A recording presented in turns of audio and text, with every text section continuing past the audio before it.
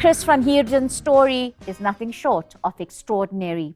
From growing up in the south of Joburg with a disciplinarian dad, to him training relentlessly and finally ending up on the world boxing stage where he earned the title IBO welterweight champion.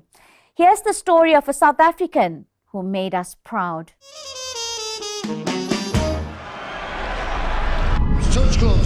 Let's stand.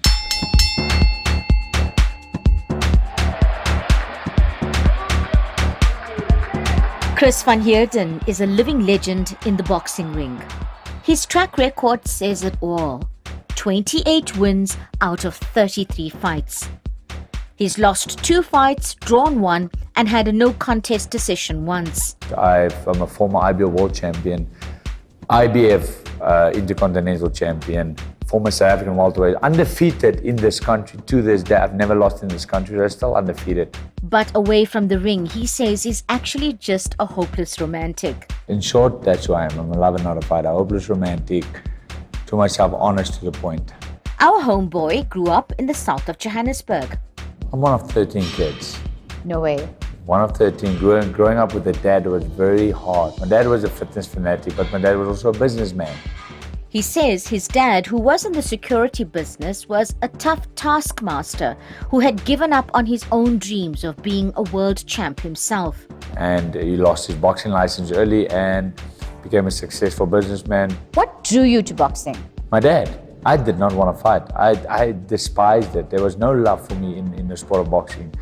But my dad forced me to do it. He participated in his first fight at the tender age of 6. I was about 6 years old when I had my first show fight. Never forget it. His father even got into trouble with the cops once for his tough training regime. My earliest memory is about 5 years old, and my dad would wake me up in the morning and say, get dressed and put me in a beanie, it's cold, and he would say, now you're gonna go do road work. My dad would drive with the car right behind me, and here I go, and we go run. Cops pulled my dad over, and I was standing next to him on the side of the road, and I looked at my dad and the cop having an interaction. I could hear the cop telling my dad, what you're doing is wrong. And my dad just looked at the cop and said, that's my son. I'll never forget it. He said, that's my son. And one day he'll be a man. And the cop turned around and got his car left. My dad said, run. My dad was my hero. Chris excelled at school too, and while in high school, never imagined he would become a boxer. I wanted to become an accountant, believe it or not. I had the distinctions as in school. So when I'm done with school, I'm going to go to college. I'm going to quit boxing. Dad can't tell me what to do. But a conversation with his dad when he was 18 changed the course of his life. And he sat me down and he looked at me and he said to me, he said, when I look at you, my son, I see myself. He goes, you have everything it takes to become a world champion. And I know his dream was to become a world champion. He says to me, you inspire me. Now for my dad, for my hero, I never forget it. To have this conversation with me, and I was like, wow, now I get it, why it was always me. He believes in me, like it was different. Yeah. And he walked out of the room and I knew now I want to become a world champion. After high school, he took the plunge and turned professional. Black and white was my dad. He didn't sugarcoat stuff. He said, you're not the most talented fighter, but there's no excuse for hard work. So you make sure you are the hardest working guy in the gym. And that was my thing. People labeled me, South Africans know me, they labeled me as the gym rat. His hard work paid off and he raked in the titles. First started, I won the South African welterweight title.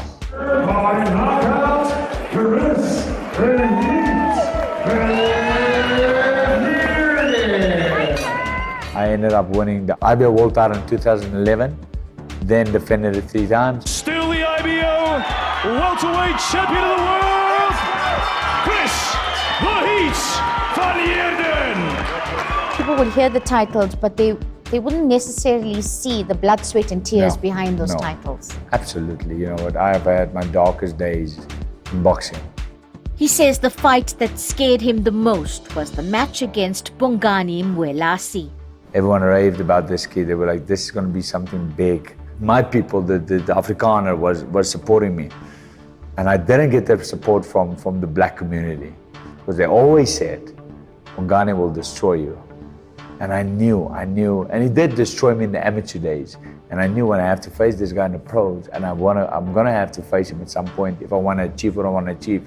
And I was scared of it, but I studied him, and I knew how to beat him. And the night I beat Bongani Moraes, my following, the South Africans, now when I say the South Africans, everybody. Everyone. All the culture, I got adopted. What does it take to be one of the best boxers in the world? Dedication, commitment, consistency, simple, hard work. The routine, the mind games. In 2013, Chris decided to make the move to America. I had to give up the most comfortable life. I drove 2 cars, I had sponsored cars, I had sponsors, I didn't work. Besides boxing, I made money. I ate for free at restaurants. I had a fan base, I had the love. I'm the world champion, I'm the golden kid. I'll never forget it, I had a beautiful apartment. And I was like, okay, I gotta go to America now. I didn't know what I'm gonna give up. You're stubborn. And I thought, I've got a world title. I'm gonna go to LA and I can walk into any gym. With my world title? With my world title. They're gonna love me, they're gonna grab me because I'm the champ. But his first night in LA was a rude awakening. And they dropped me off at where I was sleeping. And I walked up the stairs and I walked into a room. And I walked into a room and there was no bed. It was an empty room with a little cupboard on the left side. And there was a stretcher with a pillow and a blanket. And I was like, I just came from a king-size bed. Things got real, and he even had to relinquish his title a few months after arriving in the States. Then I get a letter from the body sanction. And they say you got to defend your title within 90 days. I got to LA, I don't have a promoter, I have nothing. The only way for me to defend that world title is to come back home. Yes. And being stubborn, I said, I'm not going to go home. They're already waiting for me. But here's the catch. I overstayed my tourist visa. So if I did leave America, I can't go back. I broke the rules. I was illegal. Right. So I was stuck in a country. And before I knew it, I got a letter and it said, you're no longer world champion. Coming up, the hard road to rebuilding his life and career. About 3 months before that moment where I wanted to commit suicide, I started getting these suicidal thoughts. And becoming a personal trainer to major Hollywood stars. List your famous clients now, when you hear. Frank Grillo, number 1. Sam Rockwell, there we go.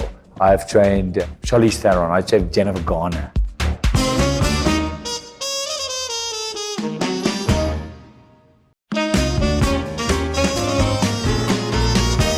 Welcome back. You're watching The Devi Show.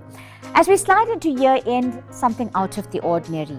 Ahead of the release of a documentary on his life, we bring you the inspirational story of Chris van Heerden, an IBO welterweight champion. In part 2, the wake-up call Chris wasn't expecting.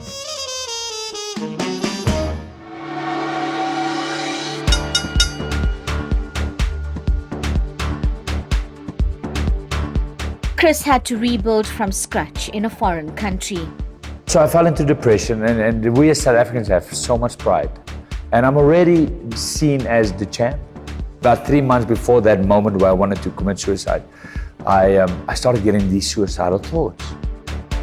But in the end, his work ethic carried him through. I went to America and I won the IBF Intercontinental title in Madison Square Garden in 2015. Came back, won the WBA All-African title in 2017. And not only did I win my IBF title against an undefeated fighter that was signed by Jay-Z, I still have photos with Jay-Z, in Madison Square Garden.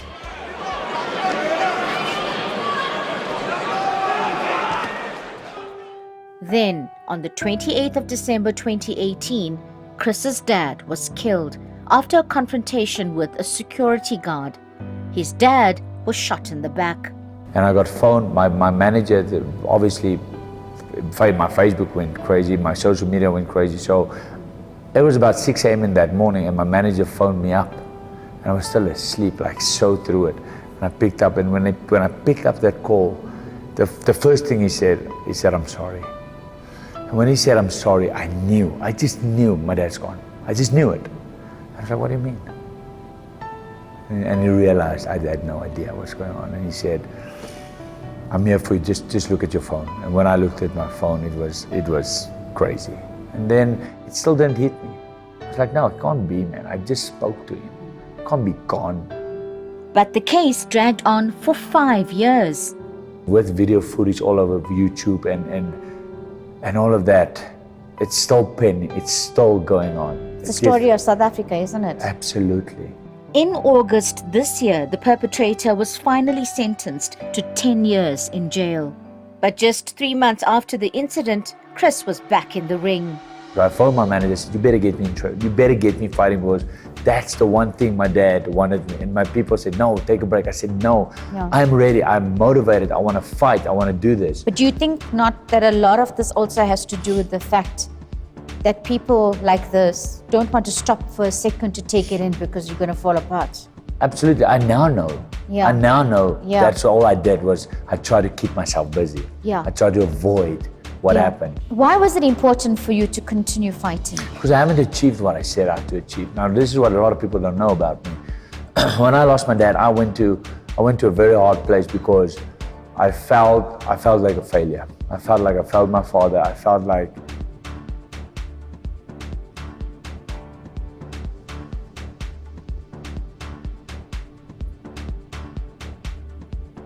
I made a mistake.